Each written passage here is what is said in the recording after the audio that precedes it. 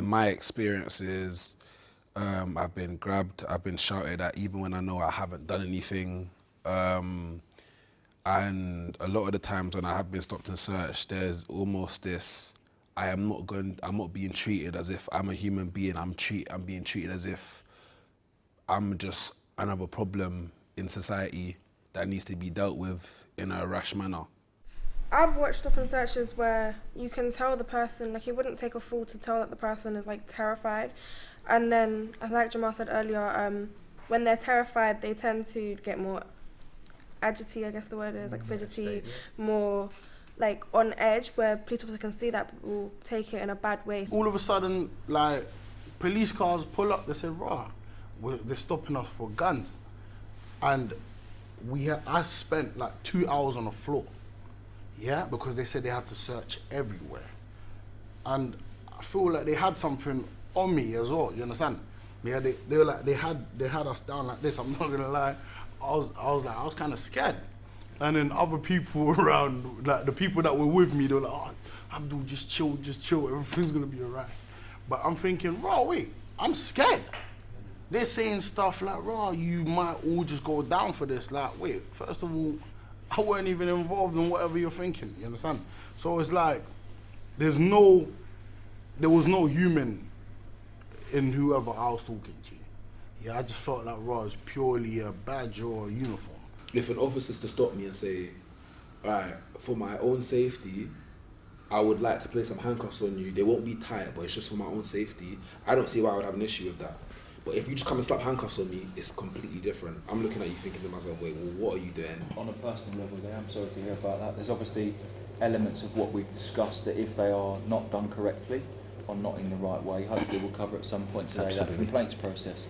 So if they feel that an officer is acting beyond the confines of what they should be doing and those legal powers and requirements, that there is a follow-up and a transparency in relation to a complaints process that can take place. Normally with a stop and search, it's just boom, boom, boom, boom, boom. So everything's happening so quickly, you don't even know what's going on.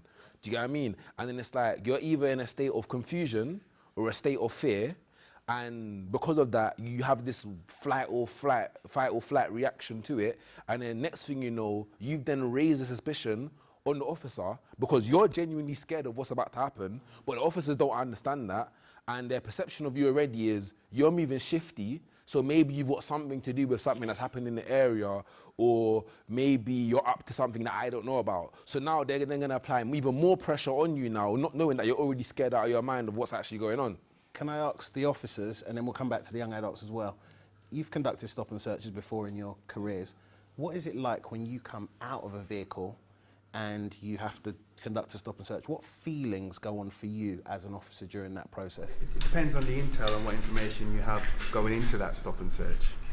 Okay. For example, if it's one where you're going to stop for weapons, you're thinking, I really want to go home today. You know, you got to be careful. And you're already putting your guard up. But then listening to the young person, it's going back to that Batari's box. If I come out and I'm too aggressive, he gets nervous and aggressive, and then it just gets silly. So it's good that we're having this sort of forum where we can have this discussion, and at the end we can take it back to the new recruits to show how my behaviour affects your behaviour. You see, I just feel like the officer should use that, the human side first, and then engage with me, then talk about whatever that's happening in the area, yeah, why, the reasons as to why you may need to stop and search me, yeah, and the suspicions or whatever it is. And that's really important because we are human beings, the same as every single other person that we deal with every single day. And that's important for us to understand and learn from every single day.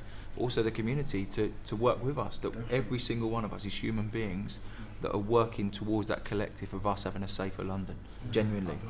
No, me personally, I haven't been stopped and searched, but I've seen like some of my male friends be stopped and searched, and I feel like the police, as I'm just going to say generally, not individually, but as a collective, you guys abuse power a lot.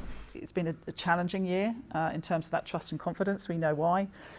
We want to listen to communities. We don't want people who are going to bring down the name of the majority of good officers in the force who come into work to do their job. They people who genuinely care about communities and want to make that difference. We don't want those cops in the organisation who aren't prepared to be on that same page. We don't want them in the organisation, simple as that. I just want to ask, as much as you talk about that internal system that you're doing, does that internal system deal with systemic racism within the Met? Obviously, stop and search, we know and we acknowledge and we absolutely know that there is disproportionality in the number of young black men who are stopped and searched. So in this part of London, it's about four times you're more likely to be stopped and searched if you're a young black man than a white man.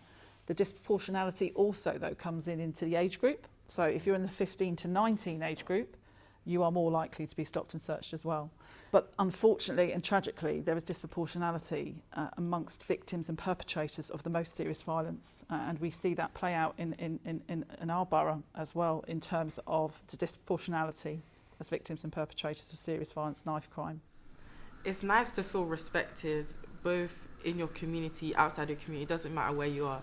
And respect is earned, not given. So you can't go up to someone in a way in which it's not respectful, it's not kind, it's not human, and expect them to be okay with what's going on, and expect them to what's that word that I'm looking for? To cooperate with you. We want to root out those individuals who do not want to work and serve their community. And it's absolutely our priority in terms of that trust and confidence piece. And these opportunities just to come and have these sorts of chats for us as local officers is absolutely vital, and we want to make sure we continue them as well.